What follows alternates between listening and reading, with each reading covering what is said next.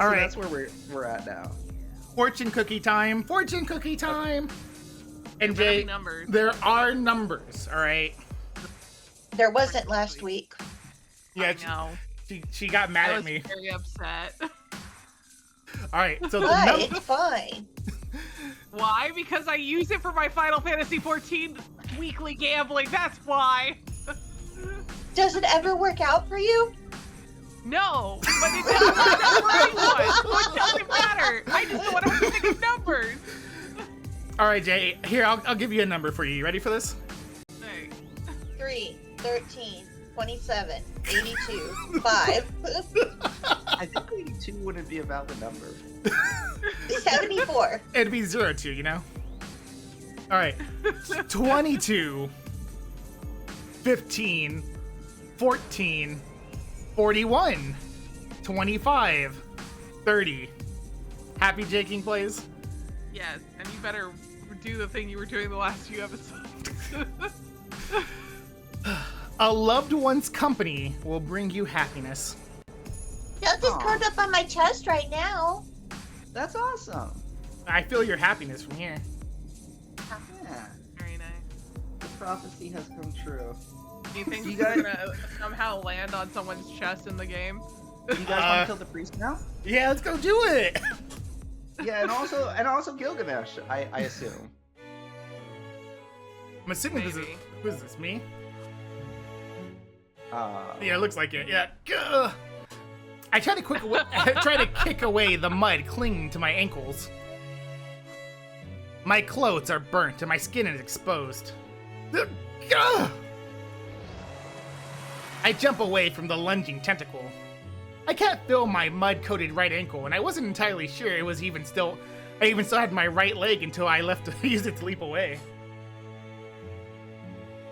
oh yeah, he doesn't have the healing anymore, so if he lost his right leg, that would actually be an issue. That's true. He is healingless now. It's okay. I'm sure he could just make a metal leg or something. I check my body as I roll. Ankle. Okay, yeah, it's still there. I just can't feel it. It's more or less intact. I can probably run.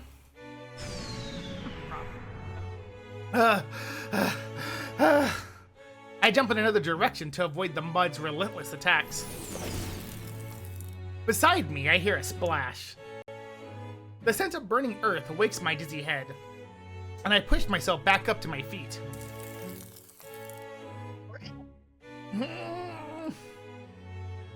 The burning sensation sears its way down my back. The hell?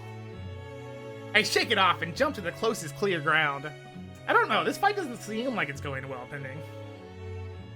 I mean, I just assume he's gonna win it, unless I made wrong choices. But that's never happened, so... Yeah, not once. How could we get to this point if you made a wrong choice at any point? Exactly. The mud's pursuit relents. I can no longer see any of the black mud that surrounded me.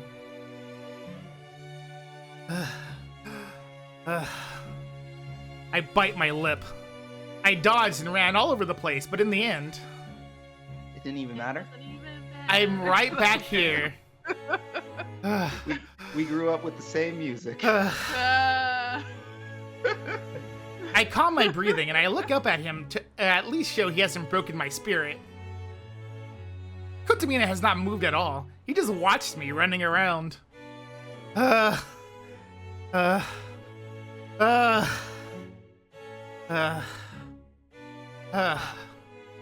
No matter how many deep breaths I take, my heart won't stop pounding. It's warning me that it's at its limit. It needs rest, and my heart is ready to burst if I don't rest. That's how rapidly my thumping in my chest. It's all but jumping out of my mouth at this point.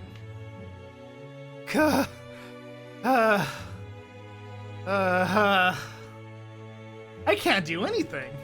I can't get near Kotomina and I can't stop the black mud. There's not enough time for me to hold back about using projection. It's my only hope. If there's no way forward, I just have to project Saber's sword again. It should be able to cut through that black mud and give me a chance to rush Kotomine. The black mud reminds me of in Never Ending Story, the horse. dying.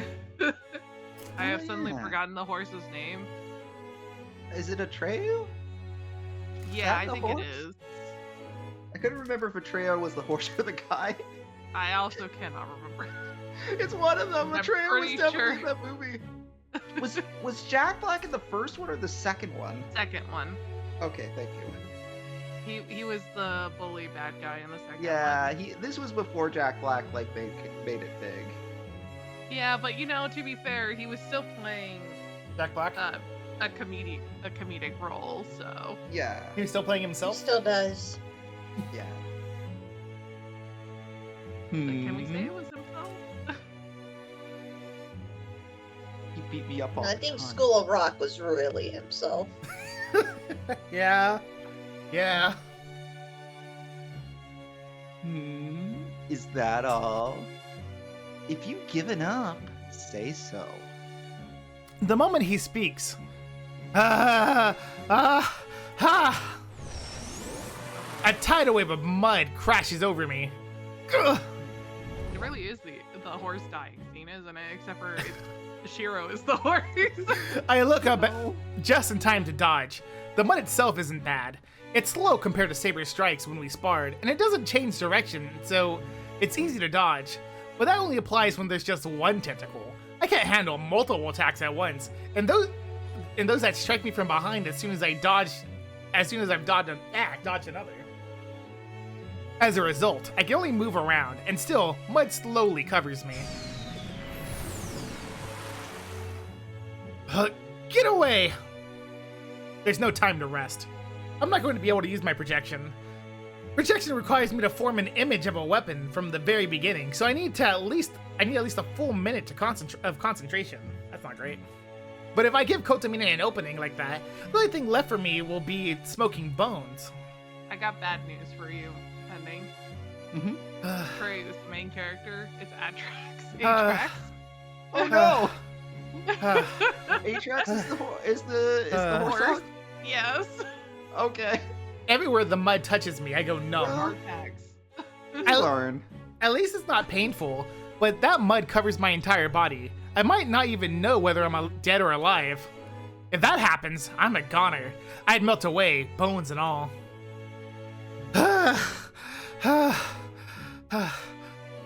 fact someone has their horse after it is pretty. I can only run. It is pretty bad. I know it's only a matter of time until I run out of steam, but I have to keep running for now. I have no chance of reaching Kotomine while all I'm doing is avoiding the mud. The mud pours like a waterfall behind him, so trying that way isn't an option either. If I'm going to have any chance of getting near him, I have to do something about this mud. Ouch! Gah! I can't believe it! I picked now of all times to trip? Kotomine stares down at me as if I were a piece of trash. He points a finger at me and several snakeheads rear from the lake. What the? Get up.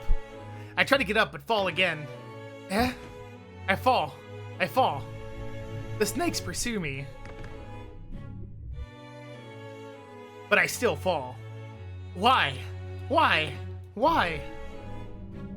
Black mud splashes over the back of my neck. Why? Now that I look closer, my right leg is entirely black.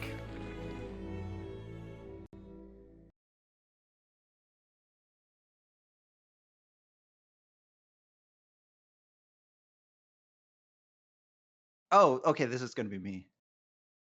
This ends here.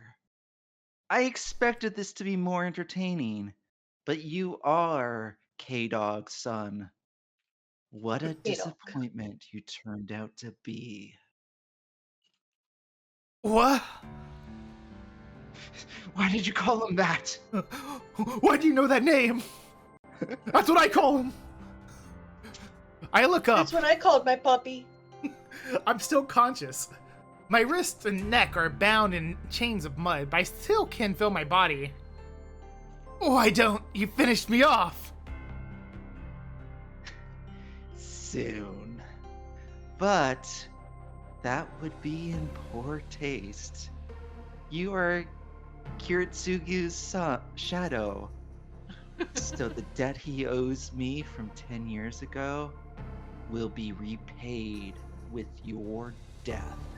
I don't think it's actually the most recent Fate movie. I just think it's the last Fate Stay Night movie. I think a Grand Order movie was actually sooner, Jay. Oh, was it? Then I'm sorry. The most recent Fate Stay Night movie. Yeah, you did get spoiled by the actual ending of the visual novel. That's true. ... This is not my fault. My skin burns where the mud touches it. It feels like acid is seeping in from my pores. I grit my teeth, trying to endure the pain, and check my right leg. It's completely black. I can't feel it, and it won't move. I need to either get this mud out of me, or pour magical energy through the affected areas to push the congelated blood. Coagulated. Either way, I have like, wait a second, what am I doing? I mean, we could be conjugating, but I don't think we are.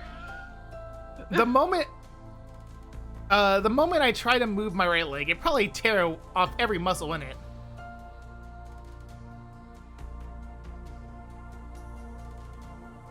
Fine, I don't care. But why do you hate Kiritsugu so much? Did him destroying the Grail get to you that much? Kiritsugu, come on. Oh, it's nothing serious. My hatred stems from our kinship. Everything he did struck a nerve. It's not unlike your feelings of disgust for me. What? Cut the crap! Don't you dare say that Kiritsugu and you are similar. I see. I suppose saying that would enrage you. Yes. He was such a virtuous man, letting someone like me go.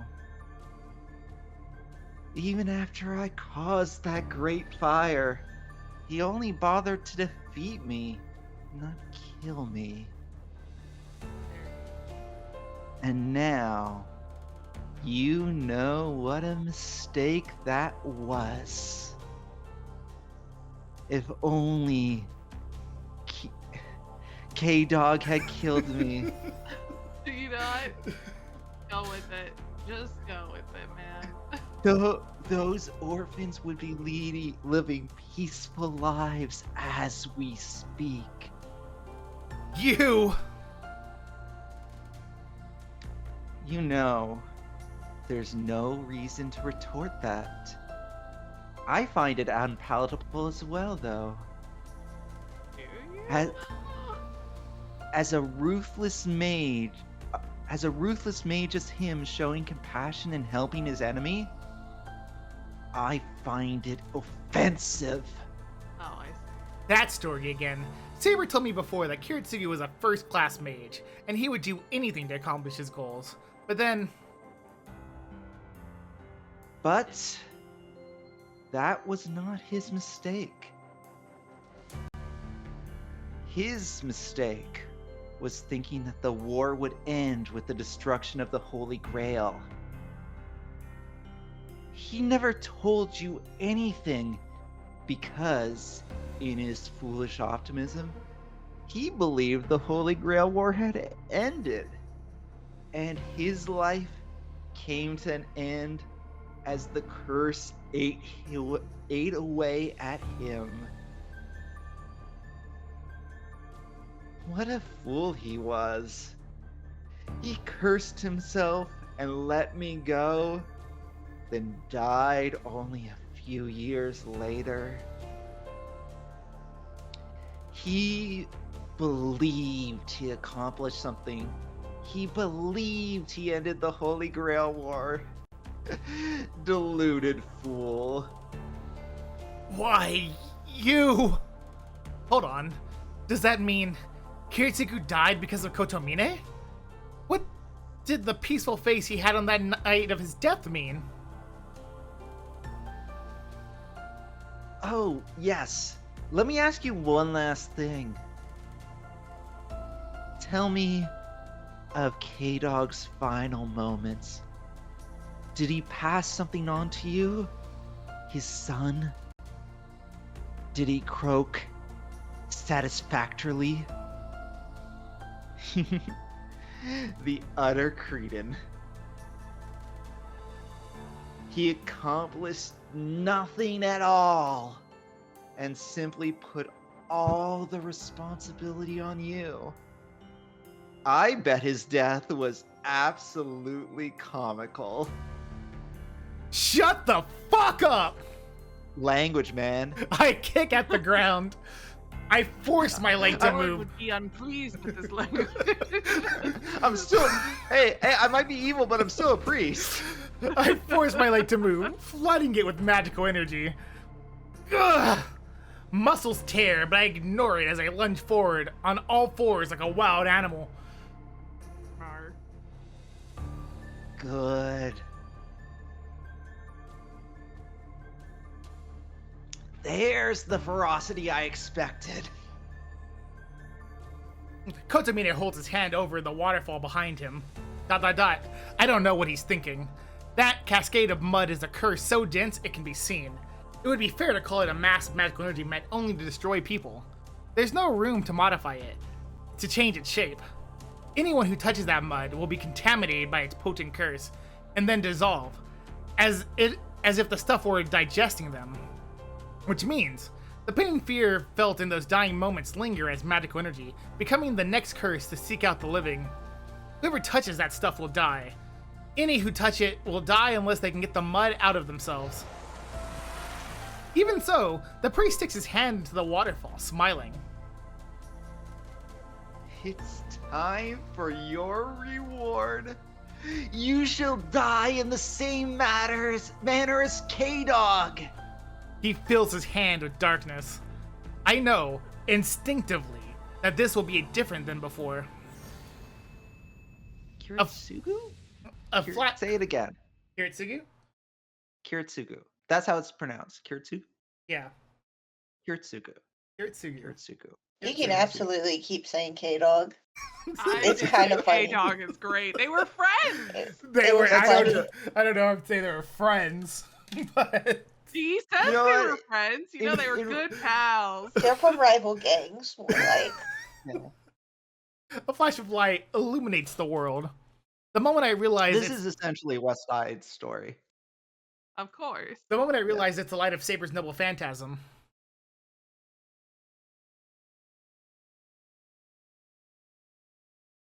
Who's saying that? You. Ah! Hold on. Wait, me? You.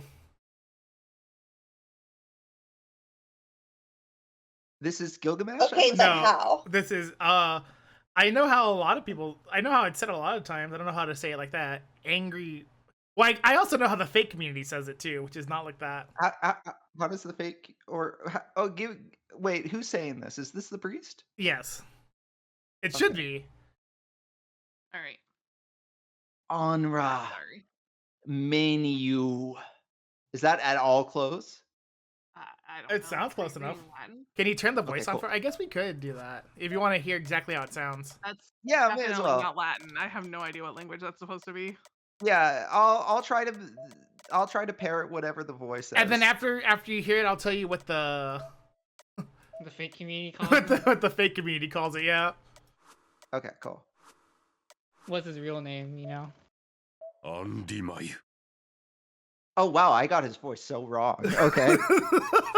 Wait, I do- do that again. I Wait, didn't do hear it one more right. time. Andimayu. Andimayu. Andimayu. Andimayu. That okay.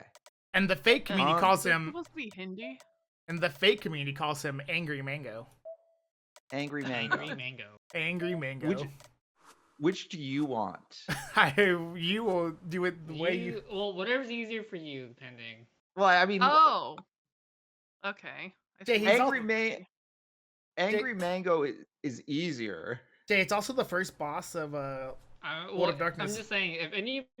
anybody decides to watch this and you say Angry Mango, they will know. They will Okay. know if they know, you know. Angry Mango. The priest's words plunge the world into darkness.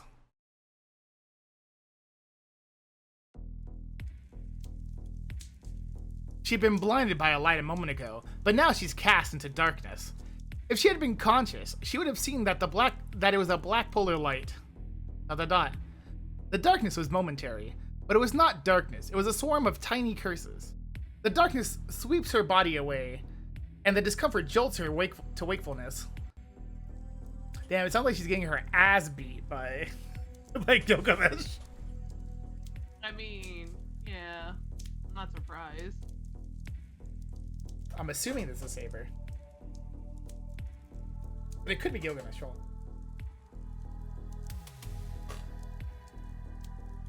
It's probably Saber. Would it just a grunt? It is just a grunt. Kyrie, go. Grunt. Whose size? Oh, I see. There you go. I sigh for some reason, even though it's not first person. The first thing her returning consciousness brings her is pain. Whatever part of her... so it was Saber. Yeah, whatever parts of her were not protected by her armor are horribly burned. And her flesh has been brutally savaged by blades of all sorts. She is a dismal sight. I see. So I have. Ea defeated her. Gilgamesh unleashes noble phantasm, and she could not defend against so many. Then Ea struck her. She barely managed to deflect it with Excalibur, but the damage to her body was too severe. Her wounds heal on their own without using magical energy, but even the protection of her sacred sword's sheath is unable to return her to full health in an instant. And then... That's such a good picture. I may have decided I'm a Gilgamesh fangirl. Damn. This is it, Saber. I hope I'm not ruining this for you, Kyrie. No, you're not. It's actually quite amusing to me. Okay, perfect. This is it, Saber. I hope you're not still refusing to admit defeat, even in this state. Gilgamesh walks forward, not a scratch on his armor. Saber lays on the ground, looking up at her enemy. There's nothing she can do right now. Nothing can stop him from doing whatever he likes with her now. Gilgamesh, what was that light? Despite the situation, Saber is more concerned about the light. That flash of light, the deep darkness that welled up from the far side of the temple, and, for a moment, covered the world itself. She doesn't want to think about it, but that darkness might have been aimed at Shiro. That light just now? You know, it's the curse. Kotomine must have summoned it straight from the Holy Grail. The Holy Grail apparently holds within it something capable of cursing the entire world. That's crazy. The pollution we've seen so far is nothing more than the residue from leaking from the Grail. It's causing climate change. Oh God, don't give them an idea. And now, it seems, the main body has emerged. Your master is dead. That can't be. Saber wills her body to move. But she knows she can't. She can't just lay down, though. Lies. Shira is still alive. I can still. She can still feel her connection with her master. It's weak, like a faint embers of fire on the verge of going out. But Shiro's alive. She has to keep going. If he fights something unheard of or incomprehensible, Shiro will be no match for it.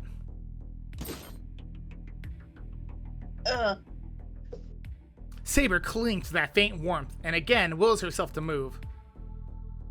But it's useless. Even the sacred sword sheath needs a few more minutes to restore her. It's too late. Stay here, Saber.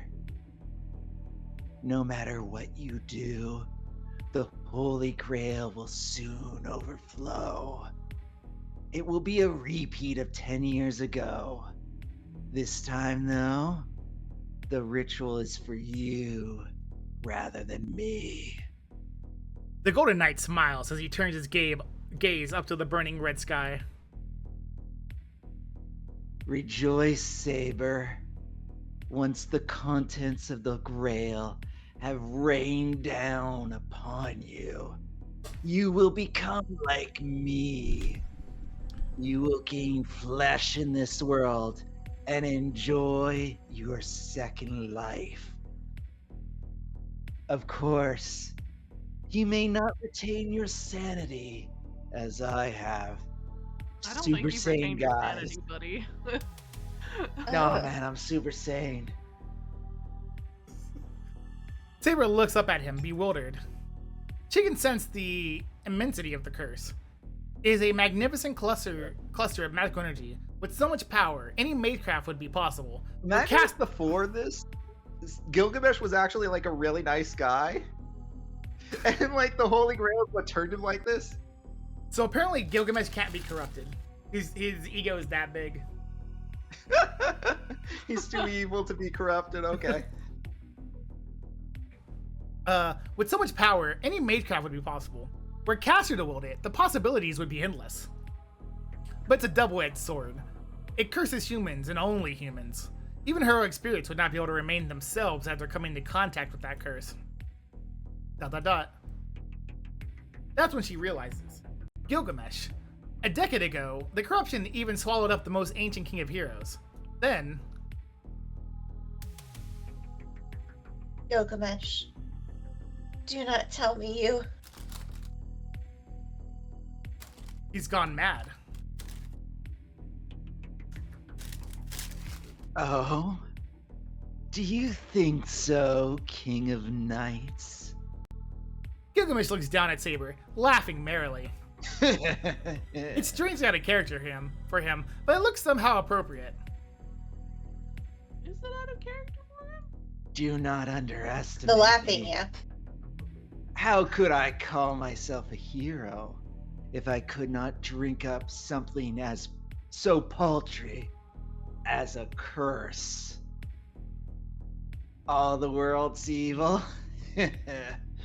It's nowhere near potent enough to contaminate the temple that is my glorious self. Listen, Saber. A hero who shoulders the weight of all humanity. And I did that eons ago. ... Hearing those words, Saber gasps. She knows, in that moment, she will never understand this heroic spirit. His unthinkable arrogance, the staggering ego leading him to believe heaven and earth exist only for him. His ruthless choices that bear no regard for any but himself. All of these things are completely opposite of her own belief of what is to be a king. But he was a king. Even Saber cannot deny that.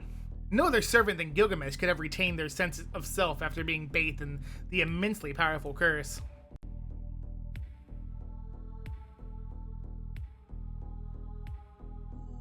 Oh, this is still me. I go. Okay.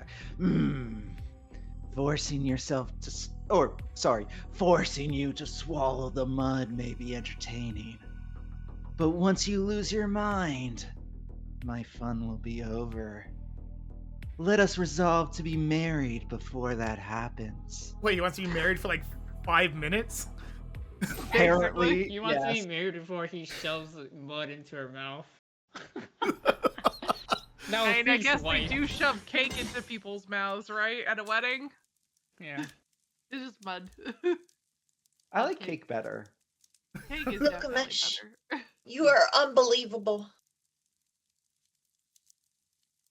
Oh? Do you dislike such rough treatment? How glowy that sword is. It's very glowy. You not into kink, my dude. Do not kink shit me, king. You had best get used to it. I do not believe in restraint when it comes to woman or food. I devour both as I please. Why? What? Why?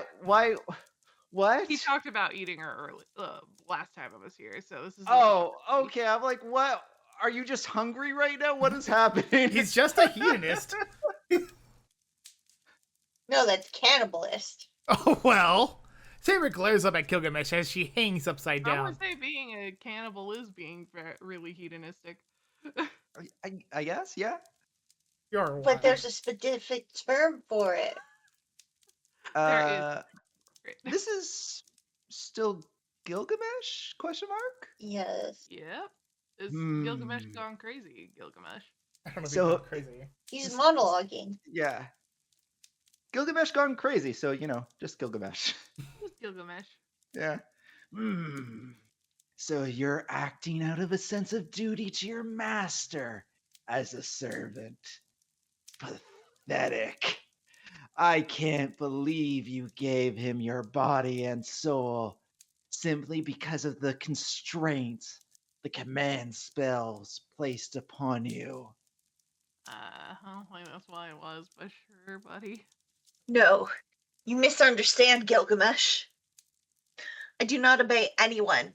That is a freedom I've never had. Oh. So you're saying that you will not be mine, no matter what. His red eyes rake over Saber. They are entirely devoid of human emotion. If she disobeys, he'll kill her, no matter how attached he may be to something. If it does not obey him, he will simply destroy it. That's simply how Gilgamesh sees the world. ... Saber doesn't look away. She simply glares hatefully at Gilgamesh. Rar. Gilgamesh, I will never be anyone's possession. I belong to my nation. I am a king before I am a woman. She's not saying this to anyone in particular. She's simply expressing the tiny warmth still within her heart. Listen to you. Do not make me laugh, Saber. It kind of hurts when I do that. A country is simply one of its king's possessions. If he cannot rule everything, a transcendent being like a king serves no purpose. Honestly, King Arthur, it is no wonder your country turned on you. You know, I've been thinking this whole time, right? But the more I go on, the more I hear Gilgamesh, the more I think he sounds like a frat boy. He might be in fact a crap boy. Man, now I really wish I knew how to do like a dude bro voice. Yeah, he sounds like a dude bro, but like with all the toxic masculinity. Think of it. Yeah. You can work on your dude bro for Unlimited Blade Works. Yeah. There you I go. gotta give him like a stoner voice. The Golden Knight, Dude. Is that the voice? the Golden Knight mocks Oh, her yeah, for it is. her naivety. Her heart is set Watch now. Keanu Reeves in that one movie. Oh, Um, idol music. I swear I can remember what they're called. I mean, I could always also, not that it's a dude bro voice, but I could always also give him the pending voice. You guys vetoed that. Bill and Ted. Just watch the Bill and Ted franchise. You'll be fine. You'll get it. Okay. This is Saber. Yes, you're correct. But listen, King of Heroes. Your arrogance is what destroyed your Music has got country. Really loud. Such fierce spirit. Saber twists her entire body, using the leverage to kick Gilgamesh in the face with her free leg. Go! Sorry, I was trying to do bro voice. I don't think that worked. Gilgamesh No. releases her. Saber stretches her arm out to arrest her fall, then springs upward. You dare kick a man? It seems you do require discipline, Saber. Saber closes her eyes and looks within herself. It's no wonder your own country turned on you.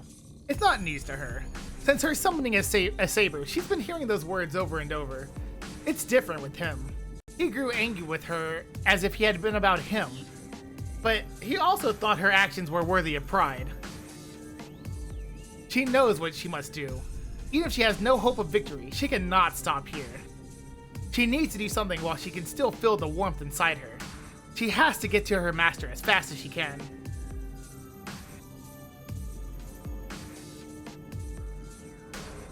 I don't know who. It's which probably one of you. us is that. I don't. Hungry now. She's about 8 meters from Gilgamesh. She positioned herself at the ideal distance for intercepting an attack, which she just experienced firsthand. Her body won't move the way she wants. She can barely grip her sword, and her legs are hardly able to bear her weight. Even a weak blow would be too much for her now. But she can show neither weakness nor hesitation. Let me ask you one thing. Even Gilgamesh feels he has to prepare himself. The Golden Knight readies Ea, his eyes on his opponent. Are you... Oh, wait. It's you, yeah? It's still me? Okay. Are you quite insane? ... Saber doesn't answer. But her determination is there and to see in her eyes. Might be. Fine. Then I will not hold back. The air itself roars. Ea, the sort of rupture from ancient Mesopotamia, is said to have divided heaven and earth to create the world. Gilgamesh, the king of heroes, readies his supreme sword to finally put an end to his enemy. The atmospheric vortex it creates, the sheer quantity of converging magical energy, far exceeds Saber's Excalibur.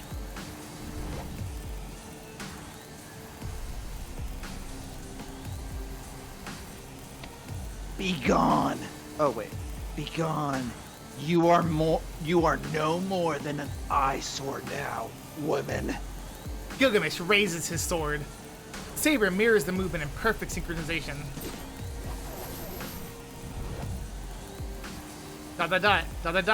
Their eyes meet for an instant.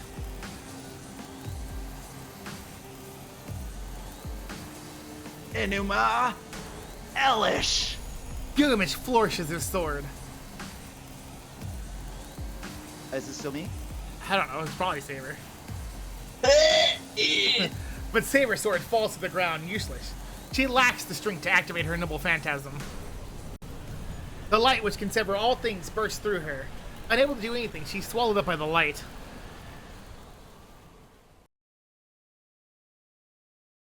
The moment I'm engulfed in darkness, hell itself is imprinted on my mind. The 5 starting penalties: life, body, imprisonment, humiliation, and finance. Damn you, finance. Let the myriad sins, mud, darkness, I feel like that's a bad translation and they couldn't find another one. and malice continues to surround and punish all. Eliminate humans right Don't through you know decapitation. when Greed.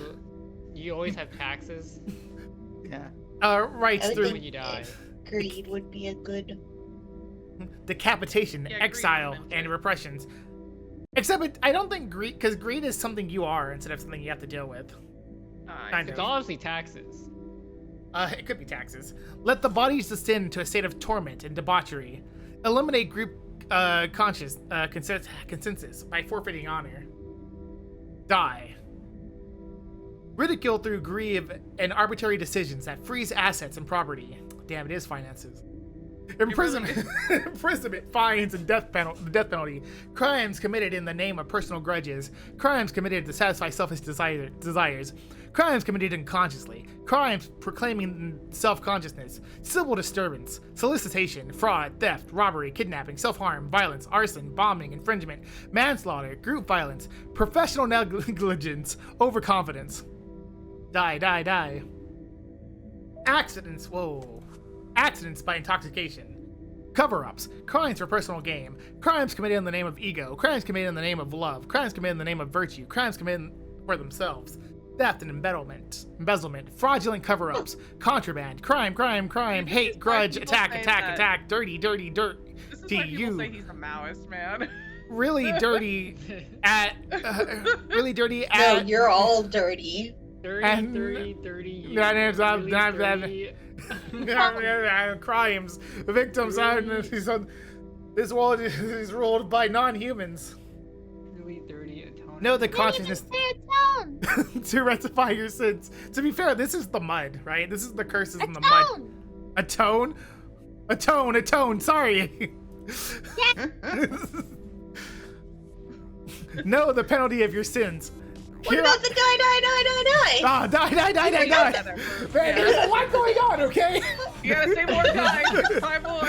Herein lies the goodness of men, so plentiful that he is unaware of totality and of what is exposed to know. Know the violence used to cover up the crime. We need a new mode of the mud monologuing now. Know the authority that hides the crime. The legacy of the man is here, so rare and so hard to find that it stands out of sharp relief. 100 benign, 1 malignant. To balance it out, the malignant shines strong. Malignant, yeah. And reigns as a mighty and vicious evil to compete with the benign masses. The 5 starting penalties. Die. For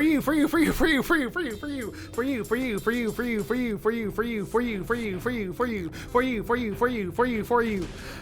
Solicitation, fraud, theft, robbery, kidnapping, self-harm, tyranny, arson, infringement, dirty. You're all dirty. Atone. Violence, crimes, victims, atone. Die to atone. So who wants to drop Lots of dies. Many die.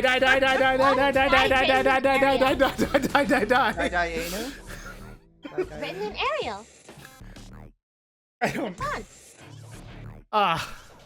My brain's going to explode. The mud is eating away at my body. The mud in my body does not peel off. It mercilessly robs me of my warmth. It feels so horrible, crushing all my senses, crushing me. Darkness, I can't look at it directly. Ugliness, I can't acknowledge. Crimes, I want to run away from. All man's sins. I almost feel like Red should be like doing like a screamo almost, or something. Yeah. While You're reading like- the dialogue. Like, yeah, we're dying, but we're gonna, die rocking out, so that's nice. Y'all. I'm going to die. Anyone caught in the darkness wouldn't be able to resist letting it devour them. That's just the sheer pain and disgust. But Kotomina said it once. This curse is what killed Kiritsugu. That's enough to banish the darkness. I mean, the red text was pretty Right. pretty metal. Heat returns to my body. Blood rushes through me. The metal lyrics like that. Yeah. Wounded as I am, and it helps me get back to my feet. And why not? I mean, Kiritsugu Emiya shouldered all this for years. Did he die? His own wishes unfulfilled because those voices never stopped screaming at him to atone? Yes. He said he wanted to be a champion of justice. He ran around like an idiot trying to be useful to someone, and in the end, nobody let him do what he wanted to do. Even so, he still pursued something, the ideals he'd given up on. And then in the end, the words of some silly kid lifted a burden from him, and he finally let himself believe that everything would be okay. I have to stand up. I said I was going to take his place and carry on his dream. If I really am the son of Kiritsugu Emiya, the champion of justice, I can't let the bad guy beat me. Tosaka told me, I need to win even if it kills me. Saber told me, Kotomine is the enemy I have to defeat. Even Kotomine said, if I'm going to fight, I should put my life on the line. That's right. What can I put on the line here if not my life? I don't have anything else to offer. There's a lot. Holy shit. But I stopped right there. I desperately leap out of the mass of black mud. That's you, Pending. That's you going, Oh. God. I can hear his surprise. My throat is burning. Every breath is like swallowing glass. Oh, God. Man, I can't believe I got a gut. I don't care. Tears of frustration stream down my face. I might just burst from sheer anger before the curse can tear me apart. Impossible. Have you truly just shaken the curse off? I push my body, forcing it to run. One hand goes behind my back. I grip the dagger I've been concealing this whole time.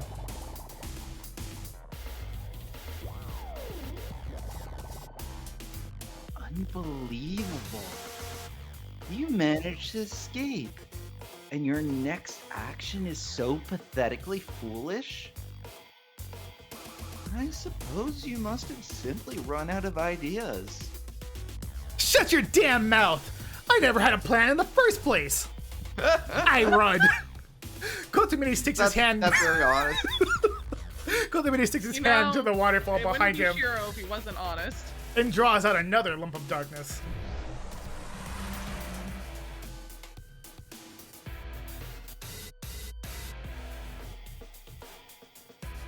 Then you can follow your servant. That light you saw earlier was Saber's defeat. You have no one to help you now. ... There's no more hesitation now. If I get my hands on Kotomine, he will regret what he just said more than anything else.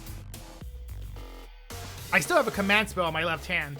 I don't know if I'm alive or dead, but that is proof, and I can feel the truth of it. As long as I still have my command spell, Saber is still with me. If she's still here, she must have defeated Gilgamesh and be heading to me right now. If I don't greet her with open arms when that happens, well, I know her enough that she'll be mad.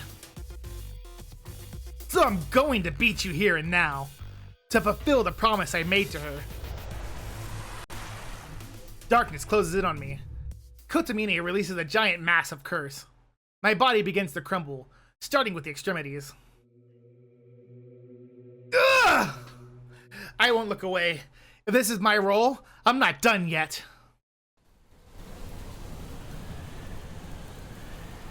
Enuma Elish! A fault line splits across space. Another one. With a flash of light and a roar of wind, Ia releases a vortex of pure destruction.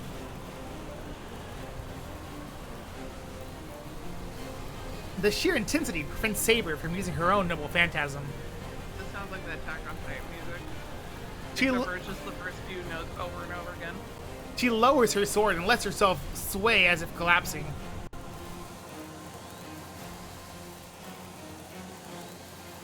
The light draws near. Saber's too injured to dodge, and there is no shield capable of defending against Ia's attack. That furious dance of light and wind can only annihilate everything in its path. Nothing can stand up to Ia. It's an immutable fact. Both of them knew it to be true. A few hours ago. For once, that astonishment comes not from Saber, but from the Golden Knight wielding Ia. Oh! Ia continues to release. Ia continues to release its torrent of magical energy, unleashing a ravening beam of destruction. And snacks. And snacks. But Saber is on her feet, stepping into Ia's power, the light of Ia's power. When Red was talking last, you could hear the snack wrapper. It's true.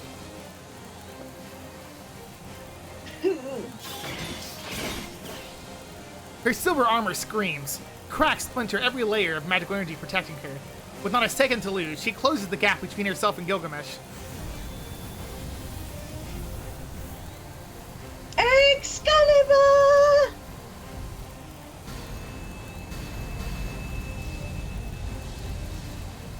To counter Ia's destruction, Saber releases every drop of power at her command.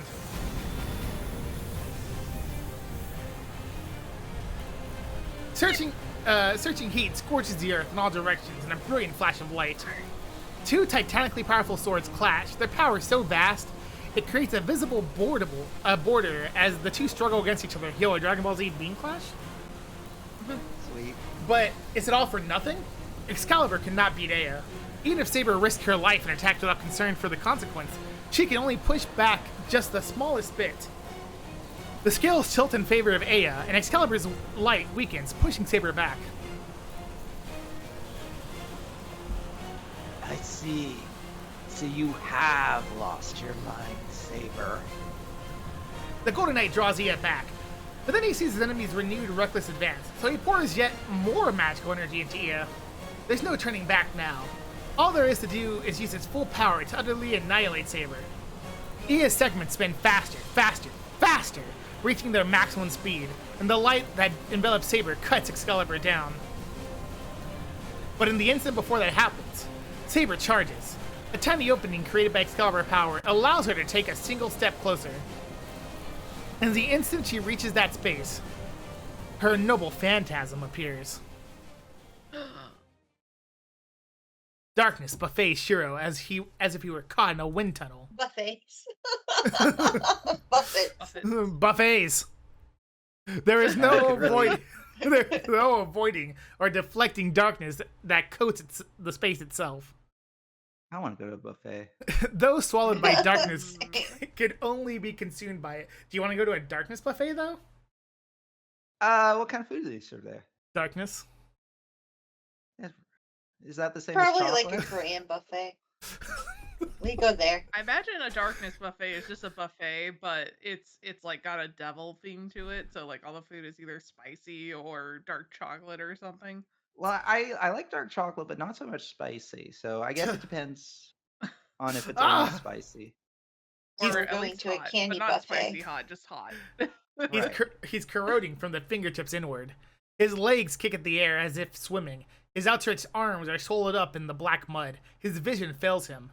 It's like being erased. Shiro feels himself shrinking, but he refuses to die. He tries not to look away, pours every ounce of strength he has into resisting. He fights the darkness covering him, the pain trying to melt his body, and the curse trying to dissolve his mind. It's all in vain. No human could resist this corruption, and yet he continues to move. His arm is still raised, held out, trying to grab something. But his heart is already broken. His thoughts are smothered in darkness, and soon it will consume him. But in that moment... You are my... Why did he remember that voice? Whose voice is that? Saber's. Saber. ... Oh, okay. A light in the darkness. The moment he realizes it's that light, everything runs in reverse. Jess. Jess. Wait, what? It's a song. The song? It's a song. Oh, this song. That's crazy. This is making sense. It makes sense. The switch flips. I His have no thoughts context for the song. gain I have speed. no context for the song either. I'm assuming FGO related or something. No, it's fake. It's fake. No, related. it's Fate Stay related. Creating crackling sparks and forms the shape of astonishing speed. Is this a remix? Trace It sounds on. like it. He murmurs God. the spell to begin projection. In that instant, it's completely skipping every step of the manufacturing process. He didn't need to reproduce it from scratch. The shape has already been engraved into his very soul. It had been a part of Shiro Emiya for so long, so long that he perfectly memorized it. He created the hot rod. You were my Oh, sheep. she- His Yeah. fingertip What a metaphor. desperately reaching move again. They grab hold of the object he created with concentration of without concentration or spellcasting.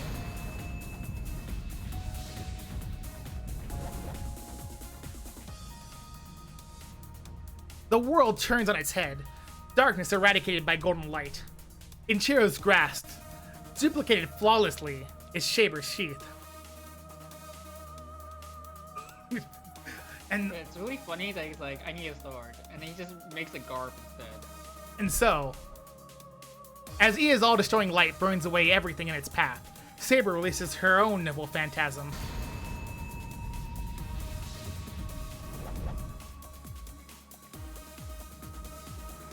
What? What appears before her is, without question, the sacred sword's sheath. The mystics which shrouded it are unknown, but the sheath repels Ia's light. No, this is beyond simply defending its wielder. Instead, it cuts her off completely. The wall that keeps the filth from the outside world from Fairyland, a world that cannot be reached, forever isolated from the rest of the world. Saber is protected by the sheath of the sacred sword, and for a moment, she exists apart from all reason and logic in this world. It is the greatest protection in the world. Nothing, not even the 5 magics, can pierce this perfect defense. And so, the sheath is named Avalon. Avalon, it is the place King Arthur is said to have gone after dying. The utopia the king dreamed of, but could not yet reach. ... Gilgamesh sees the Grim Reaper raising its scythe. But it's too late. Ea won't stop rotating, and Gilgamesh can't retreat. How could he? Who could ever have believed an attack with so much magical energy, such unimaginable power, could ever be blocked? That's where you were mistaken, because this is an anime. Pending. How dare you stoop to such a petty trick? ...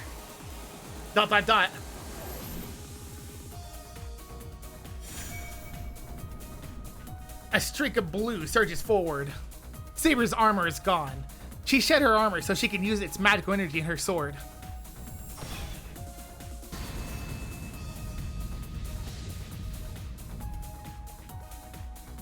Six. Saber!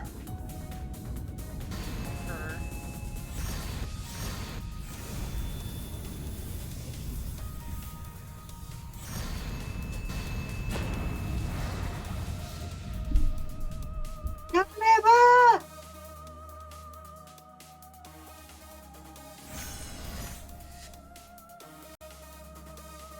The moment he takes the sheath, the darkness is dispelled. The darkness surrounding Shiro Emiya, the darkness that contaminated his body, fades all at once. Pending again? Impossible! But this should come as no surprise. The sacred sword sheath protects its owner. That filthy mud could not possibly destroy the embodiment of utopia the girl sought. He runs. In the instant the darkness is dispelled, he moves with all the speed of a comet. Oh, that was the priest that said impossible. Okay. Projection? Who the hell are you? The priest, so assured of his own strength, and the boy he could afford no such arrogance face off. It's but an instant decides the battle. Kire Kotomine! Shiro Emiya runs, sometimes stumbling on all fours. In one hand, he holds the dagger. He scrambles forward on his hands and knees toward the priest.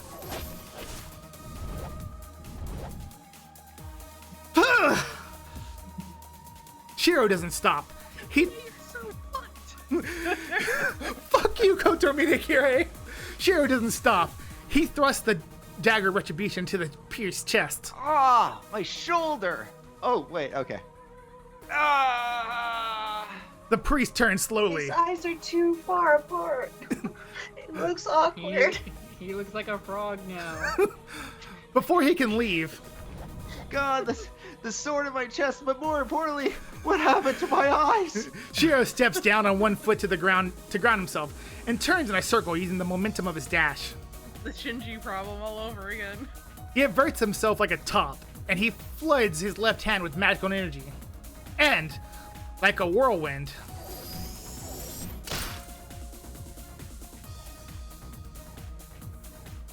Lasta!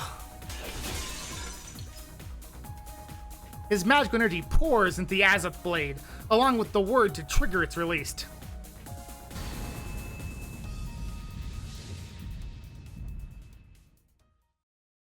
Underdogs, yay! Saber swings. See what David added. Saber swings her golden sword. She must not have the energy to push herself back up. Saber keeps her sword down, head down. Gilgamesh stares, wide-eyed at the knight, as she cuts him in half. ... In the silence after, the wind whispers through the compound. There remains not a trace of light that flooded the area seconds ago. The two knights do not exchange words. They simply stand facing each other as the battle ends. Gilgamesh sighs. He lifts a hand and traces a finger along her cheek, as if to check the knight. Such an impudent woman. You opposed me to the very end. His golden armor begins to fade. The bloody king of heroes starts to disappear. I shall forgive you.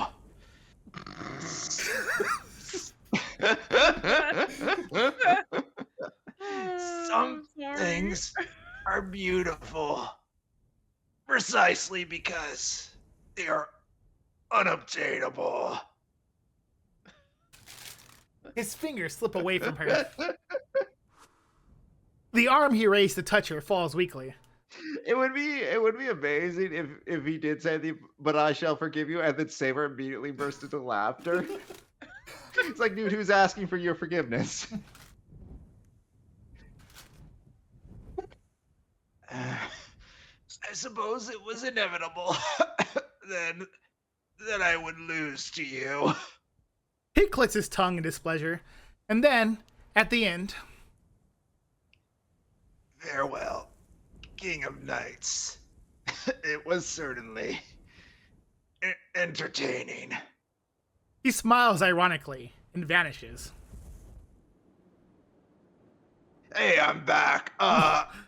Pale blue sparks. Can I borrow your Netflix password? Pale blue sparks flicker along the priest's form. They spread in all directions from where the dagger protrudes from his chest. No flesh falls, and there's no sign of bleeding. Even so, the battle comes to an end. ... So the priest gonna have dying lines too? He's not even looking at me. Of course. Instead, he stares down at the dagger in his chest in confusion. ... The wind is blowing. A gust of wind blows from the hollow overhead, muffling the sound around him, and the silence that follows.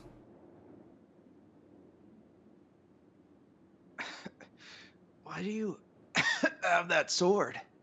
Kotamina's voice is low, mumbling. Not even a sword. It's a dagger, apparently. Jay, that's a sword for a hobbit. I see.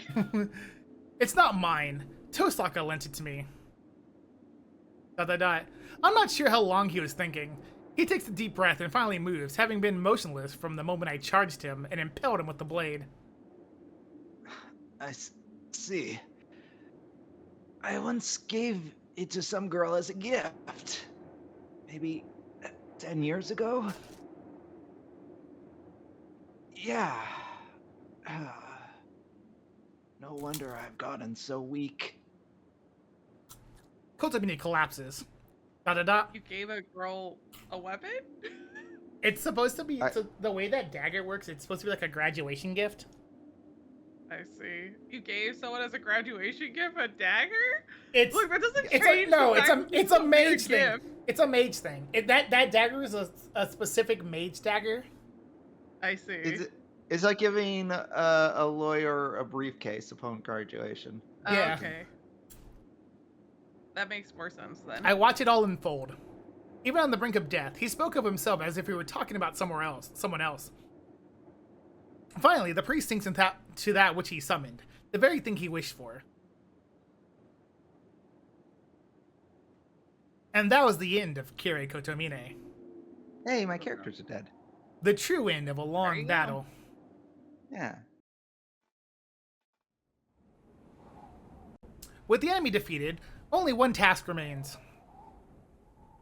The dark hollow in the sky. The mud has stopped pouring from it, but the eerie void continues to quicken. It's the Holy Grail. The omnipotent Grail is said to have given to the winner of this war. The wind howls. With Kotomine gone, the power binding Ilya vanishes. Oh, I guess 7 servants have been eaten by the Grail now. There's one extra servant here, but 7 have been eaten, so... That's Who's a still full around. Saber. Oh, Normally, there's not supposed to be 2 archers, you know? right, but like I thought there's always going to be one extra servant at the end, like one servant left at the end. Kind of? Ilya's been released from the hollow, and now she sleeps beside me. She doesn't seem to be danger. She doesn't seem to be in danger of dying. What Okay. do you mean I'm not danger? She'll probably wake up She is the danger. after we go home and have Tosaka look her over. The war is ended. No one else will get hurt. We won't have to lose anyone else now.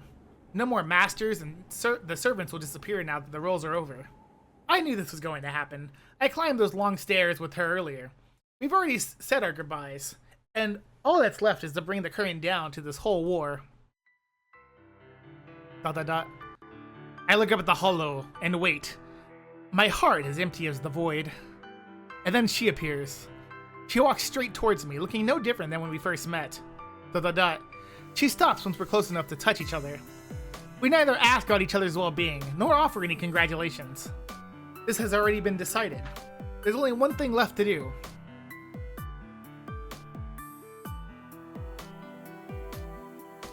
I think that's Saber. It should be Saber. Who is, well, she's... Is this me? I think so. I will destroy the Holy Grail. That is my role. Saber starts walking forward. The strong winds coming from the hollow do not deter her. She approaches one step at a time. Jess, now that we've presumably gotten past the point, what was the line that you wanted to say as Saber? Oh.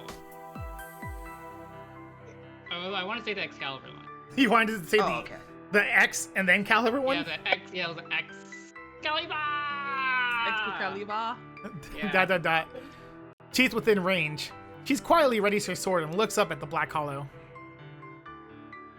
I just watch from where I stand. I clench my fists so hard they bleed, and I bite my lip. And I try to hold back the feelings fighting for expression. I try to burn the image of her into my mind. And then... Master, your orders, please.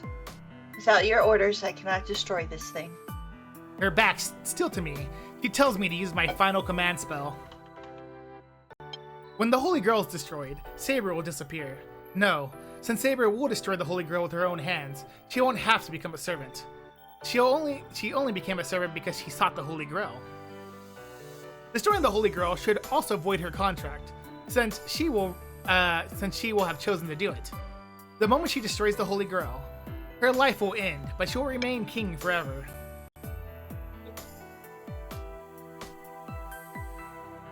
Hero, I would like to hear it from your own lips. I hear Saber. Every time I hear her voice, I want to scream. I want to tell her not to go. I want to scream my real honest desire. I want her to stay. ... And yet, I can't ever say that. I love Saber. I want her to be happy more than anything else, and I want to be with her forever. But if I really love her, that's not what I should be doing. I love Saber for fighting her hardest, even when she's wounded. She gave up everything, and while she was torn apart, she still held to her conviction to the very end. If I think that is beautiful, if I think that is something worth protecting, then I can't destroy everything she stood for just for my own happiness. She was born a king, and that's how she lived. Nothing could change that. From the moment she drew the sword and made her vow, she was a king, nothing else. That is her conviction. She fought her battles until the very end, believing she was doing the right thing. The dream of a young girl named Altria. She abandoned her own life and chose to be king. She chose the fight. Even when she was told that everything she does would go unrewarded, she still wielded the sword and kept to her vow as king. That lasted for many years. I can't do anything to tarnish the pride she held on to her final moments. Saber, fulfill your duty, please. My voice is heavy with emotion.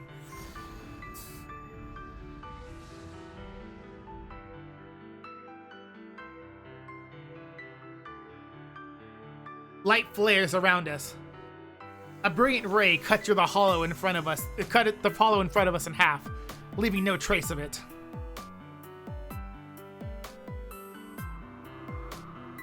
Nothing remains. The mountain summit has been blasted away, leaving only a smoldering wasteland behind. In the distance, the first rays of dawn light the sky. A glimmer of gold peeks over the horizon. ... My left hand hurts. The final command spell disappears. And then, I accept that it's finally over.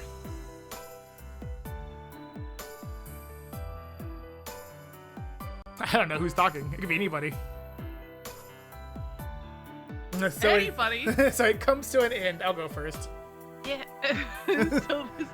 Yeah, this is the end. There's nothing left, I'm Oh, sure. when I say anybody, I didn't mean anybody. Takes off RC. both arms. She comes out of nowhere, and she's like, "I'm just gonna exposition this ending." You said anybody. I was the other way. I see. See, then our contract has also ended. I was your sword. I defeated your enemies and It could have protected been you. Gilgamesh. I'm glad I could keep that pledge. Yeah, you did well, Saber. I don't know what else to say. Saber's far away, so I don't try to run to her. I don't know what to say, so I just say good job. I'm like, good job. Thumbs up. The sun rises. The wind starts to pick up. The golden glimmer shines, seeming to last forever. In it.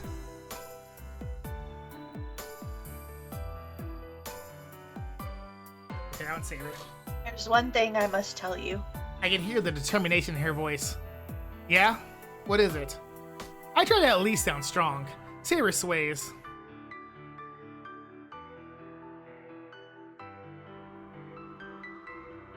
She turns. Saber looks straight at me and says, her voice clear.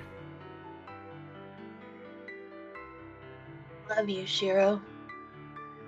She said it. The wind blows over the mountaintop. For a moment, I close my eyes, blinded by the morning Jay. sun. And then I open them again. What were you thinking? ... Dot, dot, dot. What was she supposed to fucking say? I don't think I was love you, surprised. K-Dog. Damn, I can't believe you say that to K-Dog. Yeah, I can't believe you keep saying that to K-Dog. Well, K-Dog's dead. I don't think I was surprised. I just had a feeling. Our goodbye was always going to be like this. All I see is the wasteland. Saber is gone, carried off by a gust of wind. Just like when she appeared. She left with grace, without a trace. Now I'm rhyming. Yep, you are. Yeah. Definitely are. That's so like you. There are no regrets in my voice. Every memory, both of what I've lost and what I've gained, remain in my heart. I'll keep them all forever. I look at the rising sun, hoping I'd never forget any of this. That none of it fades from my mind for a long time to come. I watch the morning glow spreading over the distant land below. He's still doing it. Yep. Maybe this is supposed to be a poem. It reminds me of a golden field she fought on.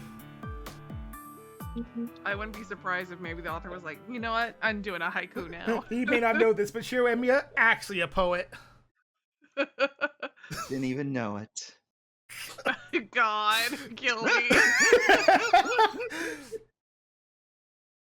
Oh, Rin Tosaki, you might get to talk now. You know who else might get what? to talk now?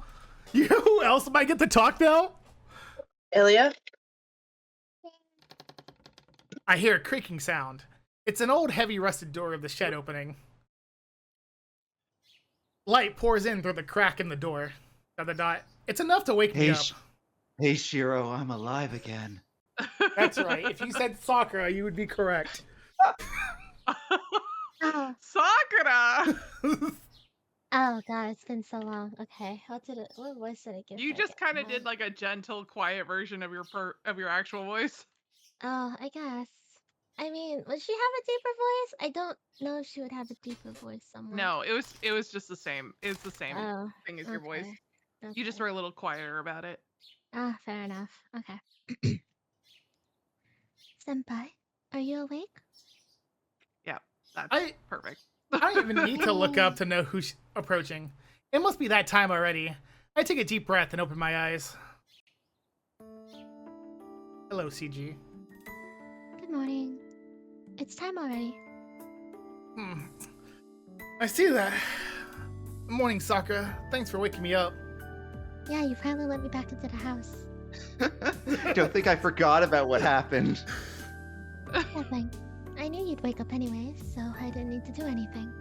I also know you killed my brother, so like... Well, that earned us Sakura points, I am sure. Got it. I'm sure. So how come you came all the way out here to wake me up?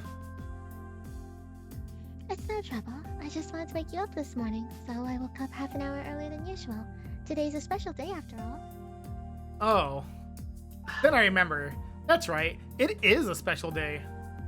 Sakura, I don't think I even need to ask, but Fujin is not here yet, right? No, Miss Fujimura's not here yet. Oh, but Ilya's already here, and I don't remember being introduced to her. I knew it. If Ilya's here, that can mean only one thing. Crap. No, Sorry. that absolutely. That did not happen. That happened off screen, I guess. But I need you to take care of breakfast this morning. I'm going to go and wake Fujine up. Oh, okay. Good idea. Luckily, I was up late last night, so I'm still in my work clothes. I'm glad I don't need a change to head out. I'll be back in 10 minutes. You're in charge of the house until then. Yes, you can count on me. Never minding that I was kind of out of your house for like a few weeks. That happens. Who? Sorry, it's What? the other you. Oh, okay. Hey, Shadow's awake. Yeah, I just woke up. I'm going to go wake up Fuji. I'm going to go wake Fujine up. So go help Sakura with breakfast. You're gonna put two people in the same voice actor in the same room? What the fuck? I pat Ilya on the shoulder and head to the front entrance. What the fuck? She beat me to it. Ah! I said I was gonna wake Shadow up, Sakura. Ilya fumes at Sakura as she stomps over to the shed. This is the sort of thing hardly unusual anymore. Ilya said she wasn't going to return to her home country, so I talked to Fujine about taking her in. She was vehemently opposed and suggested that she would take in Ilya at her house. Since then, Ilya's been staying at Fujimura's house, and of course, she's been coming over with Fujine mornings and nights. It goes without saying. Never mind the guardian laws and shit. You know, my parents. Yeah, parents. Funny story. It goes without saying. Fujiwara, like. Oh my god. Fujiwara finally vetoed someone staying at his house. It goes without saying that they're coming for breakfast and dinner. The two have been living together for 2 months now, and they're practically joined at the hip. I hear they do some sort of dojo where they give advice or something. It's weird. I try to stay out of there. When I pass near the shed wall, I hear Sakura and Ilya talking. Ilya's pretty blunt, so I thought she wouldn't get along with Sakura, but that doesn't seem to be the case. They're like an odd couple. Ilya's energetic while Sakura's more laid back. It seems they get along in spite of their differences. In fact, Sakura has regained her usual cheer thanks to Ilya. Ever since Sakura's older brother, Shinji, disappeared and was listed as missing, she stopped smiling. Yeah, because you killed him. She must have sensed that he had something to do with the mass coma incident at school. Running over Shinji, Sakura shut herself away. It was Ilya who forced her to get over it. She just walked in and she's like, get over it! Ilya's the one who actually killed him too, which is the funniest part. Yeah. And Sakura and her normal cheerful self, whenever she's with Ilya. Yep, Sakura's smiling again. I'm truly happy about that. Sakura is most herself when she's smiling that gentle smile of hers.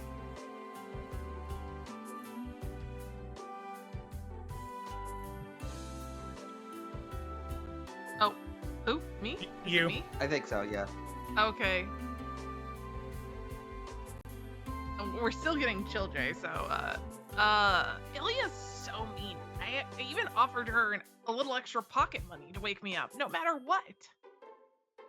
Fujine is in tears as she shovels breakfast into her mouth. I had no choice. If I waited for you to wake up, I would be late, and I worked enough to earn my pay. If you want me to work harder, then you should just raise my allowance rather than give me a little extra sometimes.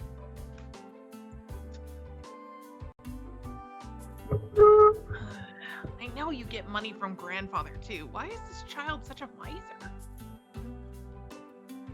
Nobody would like you if you're so stingy at a young age. That's okay. As long as the person I like doesn't think that, I don't care what anyone else thinks. Oh, by the way, Taiga, I want the money you borrowed the other day back. It was payday 5 days ago, right? How did you know that? Rika told me. I can give you the details of the conversation if you like. Ilya, No, wait, there's a Raiga and a Taiga. listen, Yeah. all right, they named their family a certain way. I see. Ilya grins wryly. Unlike her more friendly relationship with Sakura, Ilya and Tiger are practically cats and dogs. Ilya gets really mean with Fujine. Even her smile reminds me of a certain someone's smirk. You've got until tomorrow. If you can't pay me back, I'll take it out of your allowance, Tiger. I'll send the guys.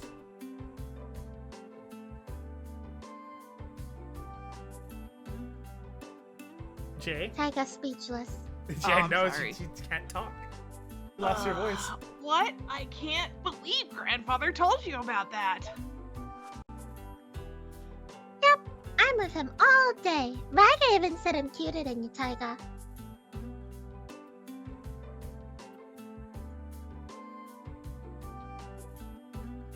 JayKing6. What? What have you done, Shiro? This girl is the devil. She's going to take over the whole Fujimura group. ... More importantly, why does a grown woman still get an allowance from her grandfather? Why not? If Grandpa's rich enough, you know. They have a mafia. See you later, Shiro. Oh, is that me or... It's somebody. I'm think assuming it's her. You think it's Fujine? No. See you later, Shiro. You're coming. No. You think it's Ilya? Okay, Yeah. click it then. See you later, Shiro. You're coming home early today, right? Then I'll wait here, so come home quick. Yep, I'll try. Take care of the house, Ilya. She might as well live in the house for all I care, dummy. Fujine sulks as she hides behind my back. Yeah, buck up, Tiger. Don't give Shiro such a hard time. Ilya shrugs off Taiga's comment. Looks like Fujine isn't really in a position to push back against Ilya.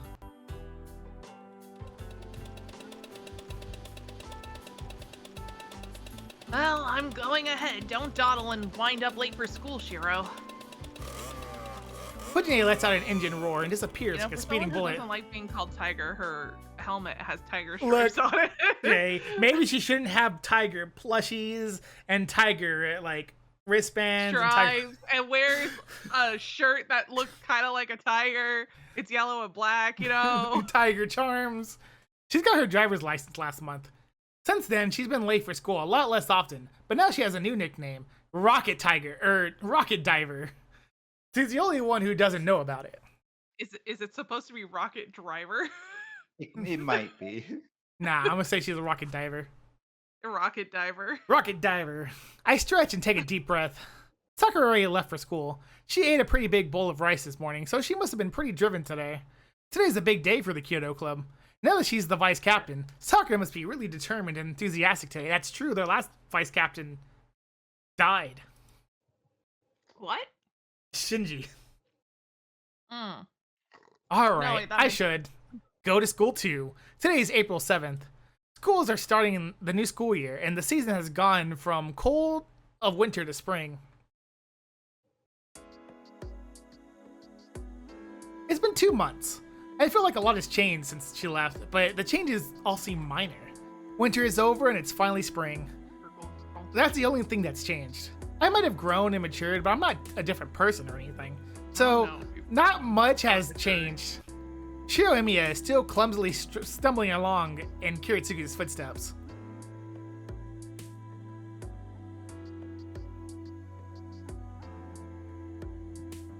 Is it me? Who else would it be? The silence was deafening, my bad. Morning, Emiya. Fancy running into you in the morning. Hey there, nice weather we have today, Tosaka. I wave in greeting. But is this really a coincidence? We I run s- into each other almost every day. I Or mean, is that supposed to be you again? I think it's me, yeah. Is this really Jesus a coincidence? We run into each other almost every day. I'm saying in response to what you said about Fancy running into you. Christ. Run into each other. Tosaka narrows her eyes and glares at me, unhappy about how I phrased that. I don't think getting angry so early in the morning is good for you. Tosaka, did you start leaving your house earlier? You always arrive later, and you were never early or late to school. That's not true.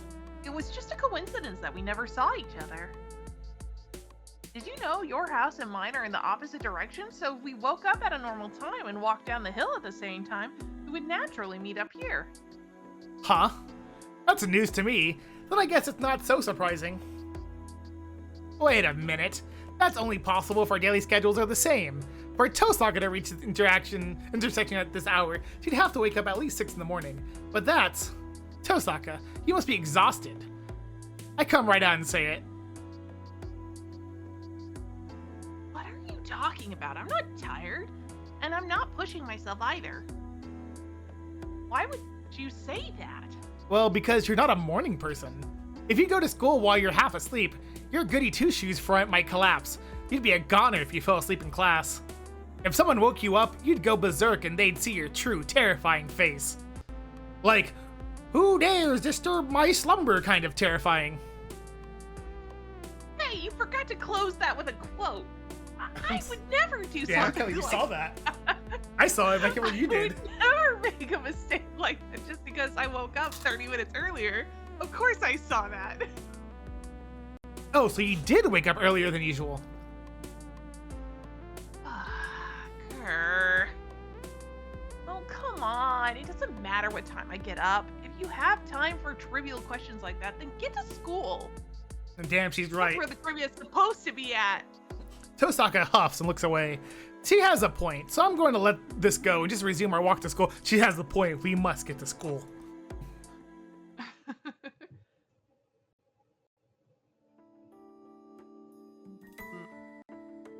We walk up the hill. The townscape below has bloomed to a springtime scene. The breeze is pleasant, and the leaves of the cherry blossom tree planted near the school dance on the winds from time to time. It makes me smile. Hey, are you mostly going to your job this week? Not that it matters to me since it's your time and all, but you're not overworking yourself, are you? Eh? No, I got a day off today. I heard the Kyoto Club was holding a welcome party for the new members, so I figured I'd bring Ilya to hang out. Whoa, you've got guts. You don't even bat an eye at bringing Ilya to school. You're something else. Huh? Is that bad? Ilya seemed bored, so I thought this would be a good distraction. It's bad. Anyway, I might swing by too. Hard to be bored with Ilya around. And most of all, it's too dangerous to ignore this. Or to just ignore this, whatever. I'm grateful to hear her say that. Tosaka understands Ilya much better than Sakura or I do. It's not that she periodically checks in on Ilya's health. Tosaka and Ilya are both proper mages. Ilya still doesn't understand that she needs to hide the fact that she's a mage. Tosaka has been a great mentor for her in that regard. And so, things are starting to settle into their respective places.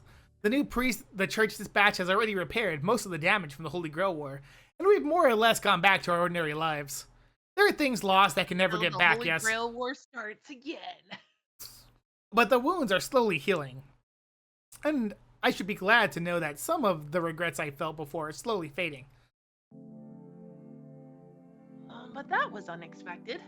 Tosaka mutters under her breath. She looks down at the town, her tone serious. Huh? What was unexpected?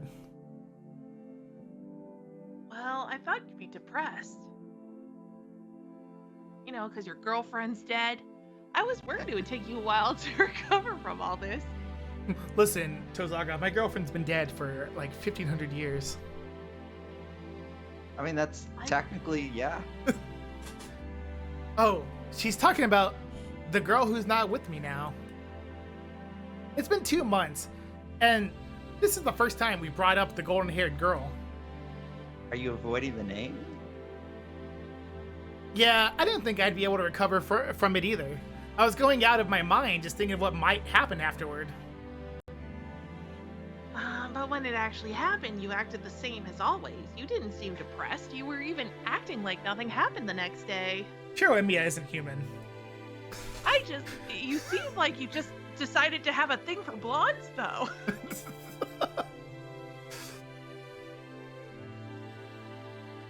That's when I started to worry about whether you were really okay or not. I can't really explain it, but it felt like you were going to die in some freak accident the next day or something.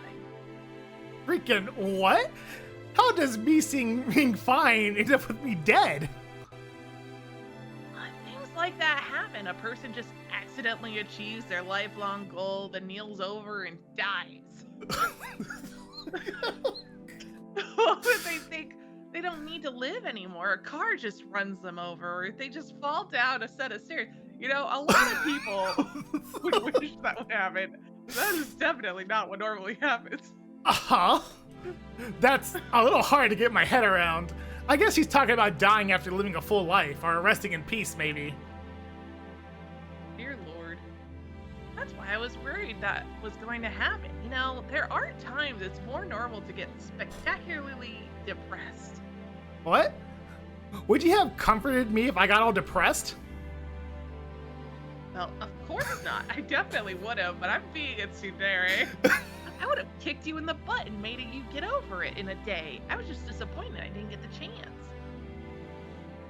She turns away, displeased. It's so funny, I can't help but burst into laughter. We've already been laughing. What? Was that funny? No, your tough as nailed line, it was just so you. It was a relief. We continue walking, enjoying the spring sunshine. The hilly road is long, and it looks as if it will continue to the endless blue sky. Then, she brings something else up, Novel ending. surprisingly casually. So you don't have any regrets? You know, about Saber being gone? Her eyes are on the sky as she speaks. Yeah, I don't have any regrets. Probably. I'm not trying to put up a front. Weird fascination for blonde girls now. Swords and blonde girls. Come on, get those two things correct. Both of them. Swords. I even surprised myself with how at peace I sound. Nothing was left unsaid, and I don't regret anything. Everything went into the moment we said goodbye. What I wanted to do, what she dreamed. Maybe we were both stubborn, and maybe I really should have grabbed her hand and made her dream come true. But there was something we both felt was beautiful, and we both desperately tried to protect it until the very end. I have no regrets. As she properly ended her time, I can't let myself be stuck in the memories forever. So you've already settled the matter for yourself. So that's why you're not depressed and you're just going to drown in your memories. Yeah, but I still dream about her. I'm going to remember her for the rest of my life. One day, my memories of her will fade, and I'll forget her voice and her mannerisms. But still, I'll never forget what happened, or that I loved her. Ain't that the truth? Tosaka doesn't say a thing. But for some reason, she looks elated. She's practically skipping now. What's going on, Tosaka? What's the rush? Did something happen? There's hope for me yet. Nothing. I just wanted to get to school quickly. So come on, hurry, Shiro. I'll leave you behind if you're too slow. She turns around and starts to run up the hill. What the hell? Then you'll forget her eventually. Why would she push herself when she's not a morning person? I grumble, then sling my bag onto my shoulder and run to catch up. It's only 7:30 in the morning. It's too early for students who aren't involved in any club activities, but I guess there's nothing wrong with getting to school early. I run up the hilly road and that seemed to stretch into the sky, and I reached the school earlier than usual. Today's the first day of the school year. If I want to celebrate, I need to shake off old memories. Remnants of my memory will never go away. I still need to go on, even if the emptiness in my heart makes me cry. Boo-hoo. The blue sky is off in the distance. It feels so close, but even if I reached out, I could never grasp we get a it. Star Wars ending. I don't think we're getting a Star Wars ending. I've looked into the stars before. That's There a shame. are unreachable stars that seem to have wars and unfulfilled wishes. Nothing of ours remains behind. So, someday, my memories of her, even the image of her face, will disappear. ... And He yet, looks up, you see Saber and for some reason also Archer like looking down, just their heads. even if I can't reach her, something will remain in our hearts. There'd be maybe nothing physical, but we both shared time together and looked up at the same things. If I can remember that, I can believe that we're still together, even across such a great distance. Some things are bound to disappear, Oh my god. but what is others this, never like, will. a Lifetime film? Because it's not Hallmark. So- Hallmark, you would be alive somehow through the power of something. I'm going to keep running. If I push far enough, I might one day reach what I'm aiming for. The new beginning of spring. After the end of a harsh winter, I head up the hill, the same blue sky she looked up and saw. Jess, are you ready? Are you ready, X_Jess_show? The battle is over. This is her final battlefield. The battle that split her country in half. Yeah, you gave me one more voice. Oh I my forgot God. about this one. And ended with the king's victory.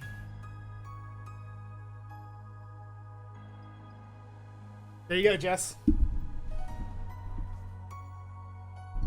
Wait, what? There I you don't go. remember this. There's no way this person says this. I'm pretty sure it is. Alright. I'll click the button. Yep, there you go. Oh, it is him.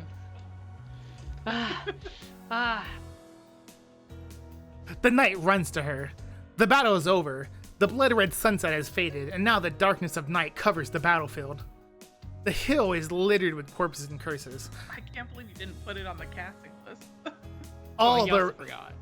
all the resentment tries to drag the survivor down with it. Though, through it all, the knight runs, breathless.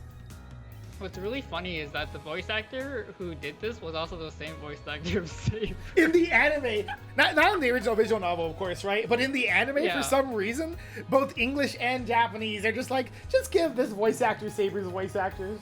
And I'm like, what the hell? It's a I'm sure dude. the English did it because The Japanese, the Japanese did it. Yeah. Yeah. It was so funny. He grips his horse's reins as the wounded knight steed does its best to keep up.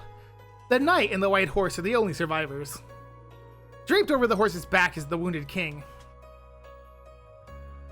Your Majesty, King Arthur, this way. The knight must be wounded himself, but he runs with all his might. The king he serves is on the verge of death. Even after defeating the rival king in single combat, his king sustained a fatal wound. The knight knows there's no hope here. His king will die soon. Please, stay with me. If we manage to reach that forest, you shall. He calls desperately to his king, or perhaps the knight truly believes that his king is immortal. So long as they have the guidance of the sacred sword, the king will never perish.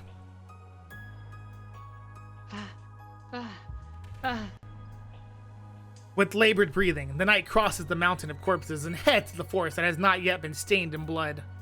He knows his king's immortality, so he believed that if he can only escape this cursed battlefield and lead the king somewhere pure, the king's wounds will be healed. Gao gao. Gao gao indeed. Or rather, he hopes. Unlike the other knights, he always believed his king. The king had always been isolated at court, shunned by the knight, and feared by the people. But the knights were proud of the young king, who never revealed any personal feelings, no matter the situation, and always remained idealistic. The knight did not serve his country, and that is why he entrusted his sword to his king, and strove to aid his king, and rose to the position of the king's personal guard despite his young age. The king whose true face could never be seen. The boy tried to be fair and selfless, and did not allow his personal feelings to interfere with his duties. Rather, he hoped that he could someday get close enough that he could see the king's real face. That is his greatest desire. He wants so much to see the king's true face, not the stern cartoons the king bore at the battlefield. Not the Lion King. Not the lion, that's true, but his king's true face, a smiling, laughing human face. That moment would surely come in court, when the king is relieved of all duty. Even the most perfect king cannot be on edge at all time. The knight was proved wrong, though. What he learned defied his expectations. He reached the rank of Imperial Guard and stood guard at the king's side. He guarded the king more closely than any knight, and always observed the king's behavior. But the moment he wished for never came. His king never smiled.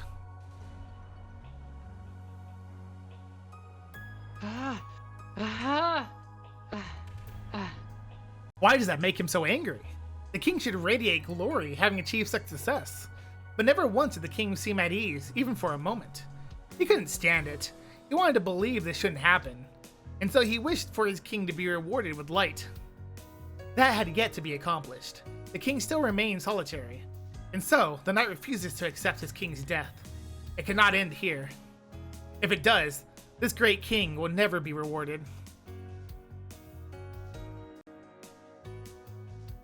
Your Majesty, please stay here. I will summon reinforcements right away. Once they reach the forest, the knight leans his king's body against a large tree. It's a race against time. Even riding hard on horseback, it will take half a day to bring back the troops they've left at the harbor. Any who see the king now would know the king will not last until dawn. Please, hold on until... I promise, I will bring our troops back here. The knight bows his half-conscious king and returns to the white steed. Kyrie. Dying Kyrie. Veer. Before he can leave, the king he thought unconscious calls out to him. Your Majesty? Have you woken up? Yes. I was having a dream. The king's voice is faint, but there is warmth in it. A dream? Sire? The knight's voice is imploring. The king's life is balanced on a tip of the blade. The darkness will surely take his king if the knight does not respond. Yes, I have not had many dreams, so it was a valuable experience. That is wonderful. Please, have a pleasant rest. I will call for reinforcements while you do. A faint gasp. The knight's words must have been unexpected. Your Majesty, have I said something to offend?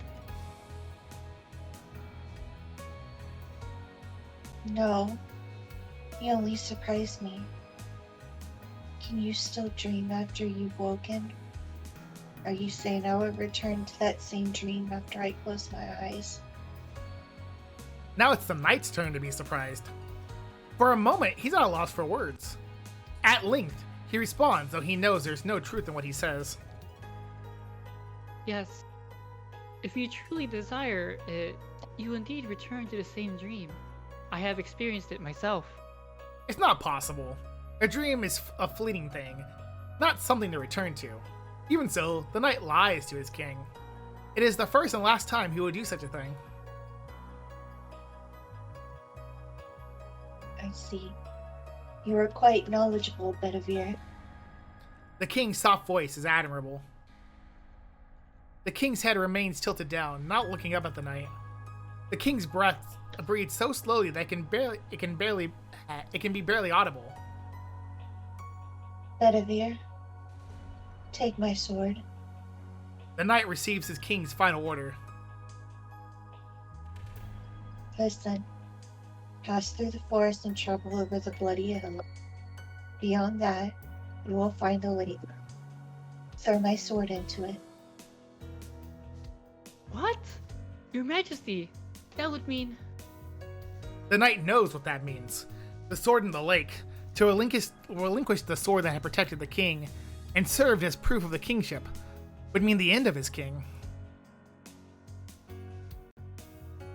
Go. Once you have fulfilled my order, return here and tell me what you saw. The king does not take back orders. The knight takes the sacred sword and goes over the hill, his indecision weighing heavily on him. Do I or do I not? One last choice. My king. And so, 3 times the knight hesitates to follow his king's commands. The lake looms in front of him, but he cannot throw the sword away. Doing so means the king will disappear. The knight's unwillingness to part with his king stays his hand until he returns to his king. Once again, the king orders him to throw the sword into the lake. And when the knight lies and claims he's thrown the sword into the lake as he ordered, his king simply replies, Do as I have commanded you. So it wasn't the first and last time he lied. To defy the king's order is a great sin for a knight, but he has already done so twice. Each time he stands before the lake, he hesitates at the thought of losing his king. No more. When the knight realizes he cannot alter his king's decision, on his 3rd visit, he hurls the sword into the lake. The sacred sword returns to the lake. A white hand emerges from the water and catches the blade, and the sacred sword vanishes from the world. And the knight finally accepts it. The end of his king. The responsibilities that had been so long burdened, the night finally come to an end. By the third time he's crossed the hill, the first ray of morning light touches the forest. The ruins of the battlefield now distant. There's no trace of the bloody battle. Only a thin haze covers the hill.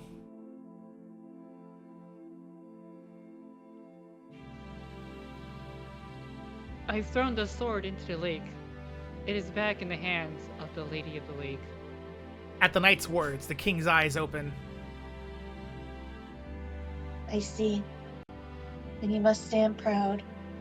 You have obeyed your king's command. The knight gives a silent nod to that voice, knowing the speaker is on the brink of death.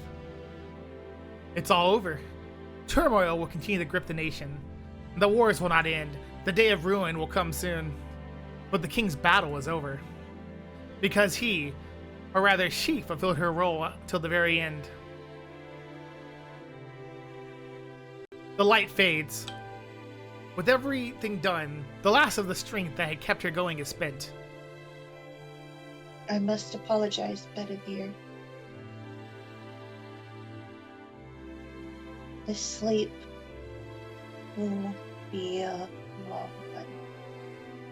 She closes her eyes, slowly, as if going to sleep. The morning light spills through the tree tops. As the king drifts into her eternal rest, a hush falls over the forest. ... The knight continues his vigil over the fallen king, the king he wished for, the solitary king attended only by a single knight, and he finally sees the look he had hoped to see on his king's face. A peaceful sleep. In her last moments, the king finally finds the peace that had so long eluded her. The knight is overjoyed. The knight thanks whoever gave his king such comfort, and watches the king with a sense of pride.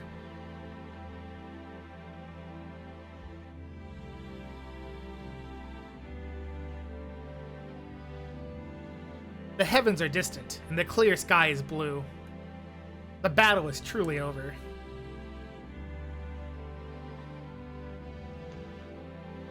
Jess. Oh. Are you watching, King Arthur? His words ride the wind. The sleeping king appears to sink into the endless blue. May your dream continue. A distant dream takes her.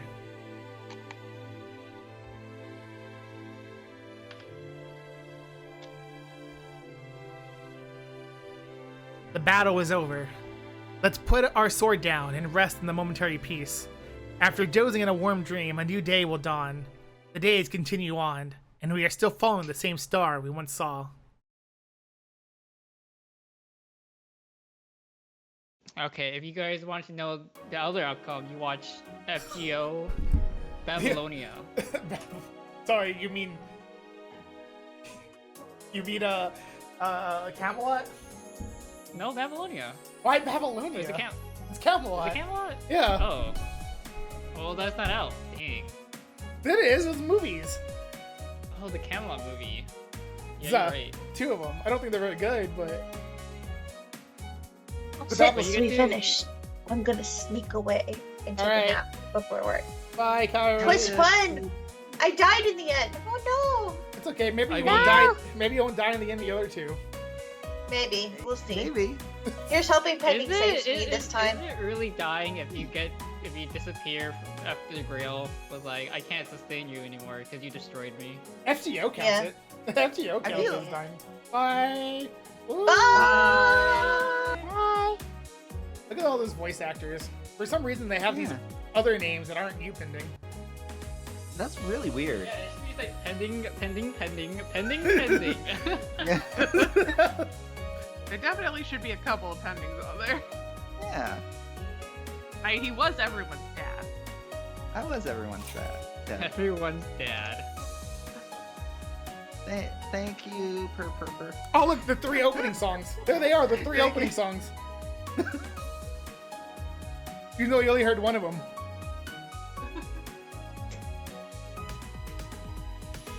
So I'm pending. really bad with names. Yeah. What's your opinion on the first route? I liked this route a lot. I thought this was a lot of fun. Do you like Shiro better now from the beginning, or your opinion hasn't really changed?